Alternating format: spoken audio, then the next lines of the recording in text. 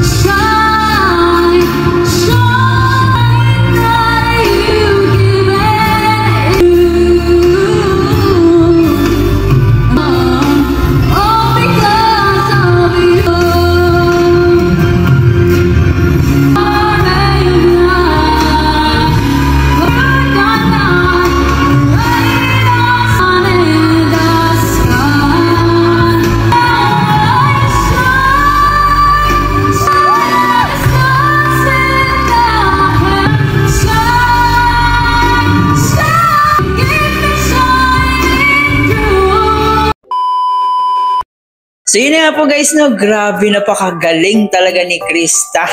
Walang katulad talaga. For sure, nakita na po ito ni Kalingap Mikoy or may nagsabi na siguro kay Kalingap Mikoy. So, siguro proud na proud. If ever ako man si Kalingap Mikoy, sobrang proud ko, no, na wow, ganito yung collab team ko, sobrang napaka-talented, no. Actually, hindi naman siya parang just now kasi alam naman natin talaga na multi-talented. Pero yung nakaka-ano lang dito kay Krista, talagang always on the go siya, no? Walang pinalampas. Pag sa tingin niya, ito, racket na to, so pwede na to, no?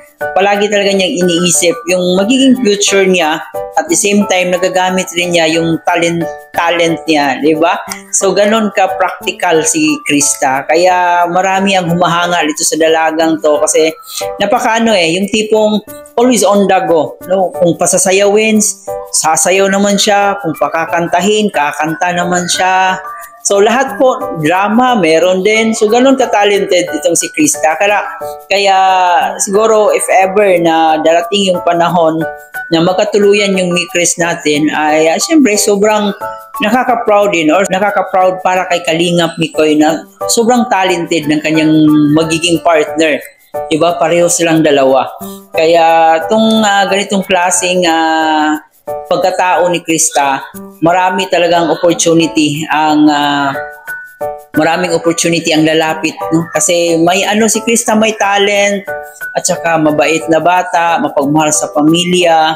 So parang nandun na sa kanya lahat, no? Hindi lang physically maganda itong si Krista, pero yung tipong sobrang bait niya, napaka-supportive. So isa din po yan sa asset ng tao kung bakit nagtatagumpay yung tao. So ganun, parang nasa kay Krista J na lahat. So ayan, sobrang proud din po ng kanyang parents, no? Kasi yun na nga, parang nasaksihan nila yung unti-unting pag-angat ng kanilang anak. So nakaka-touch guys, na sobrang proud siya na palaging nakasuporta yung magulang niya. Mga sulit Mikres supporters natin, wag po kayong mainip, maghintay sa ating Mikres Part 21, no? Sa ngayon, wala pa po tayong balita kung kailan magbabalik or kung magbabalik pa ba. So kung ano man yung magiging desisyon ay tanggapin po natin ng buo. But umaasa pa rin po tayo na sana ay ibabalik yung Mikres kasi alam naman po natin na marami ang nag-aabang at marami ang masasaktan if ever man na hindi na itutuloy yung Mikres.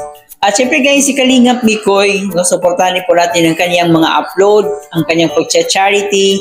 So sa ngayon guys, almost 100,000 subscribers na po si Kalingap Mikoy. Kaya supportahan natin ang kanyang mga upload. Mag-like and share po tayo sa kanyang upload. Panoorin po natin, huwag po tayong mag-skip ng ads.